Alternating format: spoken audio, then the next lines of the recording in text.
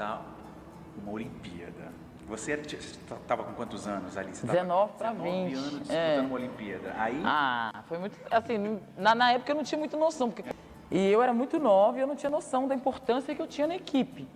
Porque eu era um jogador importante para o time, né? Portanto, que a gente foi medalha de bronze com uma equipe que não era esperado uma medalha naquela época. A gente quase tiramos Cuba, que era o Green Team, numa semifinal, né? Que foi 3-2, comigo de titular. Então, eu não tinha muita noção, mas foi muito legal, assim, porque você não sabe quando você chega lá, você não sabe o que esperar.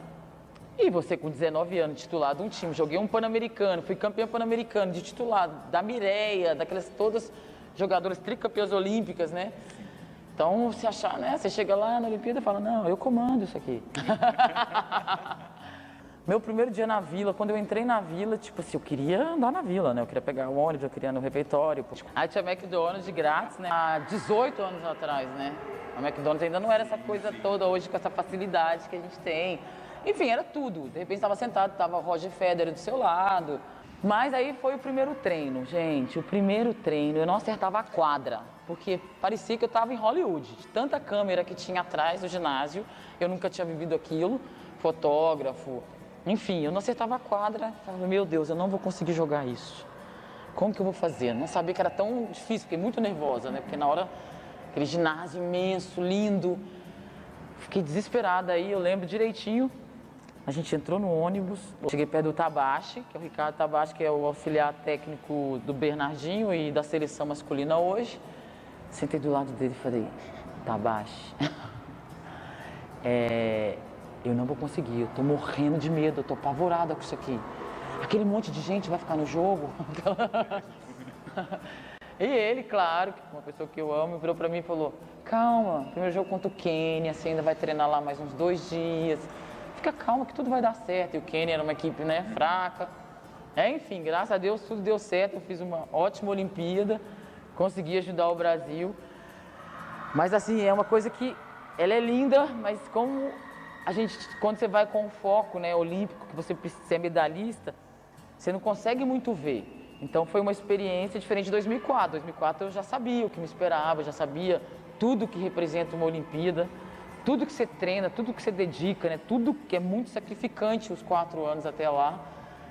Então, mas o primeiro ano foi fantástico, porque teve esse sonho de menina, esse nervosismo. Você queria tirar foto com todo mundo, porque eram seus ídolos que estavam ali. Então, é inexplicável, você tem que viver aquilo. Mas eu acho que eu jogaria mais 10 Olimpíadas se fosse possível, porque é muito legal o clima olímpico. É muito mesmo. Ô, Érica, e como que é o seu relacionamento com o Bernardinho? Porque ele foi te buscar praticamente na sua casa, né? Praticamente não, ele foi literalmente buscar você lá na sua casa, lá pedir pra sua mãe. Quando eu tinha 16 para 17 anos, eu fui morar na casa dele, né? Então eu morei com ele e com a Fernanda Venturini durante um tempo, para uma adaptação. Eles não queriam me deixar sozinha em um apartamento com meninas da idade, porque não tinha uma república. Bruninho, na época, tinha 11 anos, eu tinha 16, então ele teve todo um cuidado comigo sempre, em todos os momentos difíceis, né, que eu passei, em N momentos. Então, eu tenho muita gratidão, né, por ele ter sempre me ajudado. E, logicamente, eu também retribuí isso a ele com títulos, né? Acho que a gente tem uma troca bacana e é meio parte da minha família também. Eu acho que ele foi muito importante na minha educação, em me formar nesse tipo de jogadora que eu fui. Eu, né, podia ter saído do Brasil muito jovem naquela época, eu não saí porque ele me aconselhava a não pensar em dinheiro, a pensar na carreira longa, porque talvez se eu tivesse pensado só em dinheiro, tivesse ido para a Europa ou para alguma equipe que iria me usar só como mercadoria, eu poderia nem ter feito nem 15 anos de vôlei. E além de ser amigo, de ter me orientado, de ter, enfim, é um pai para mim, assim. Eu tenho um pouco dessa educação do voleibol, se você for perceber como eu jogo, tem um pouco da característica de como a equipe dele joga. É uma jogadora que erra pouco, né? Uma jogadora técnica, ele treina as atletas dele assim.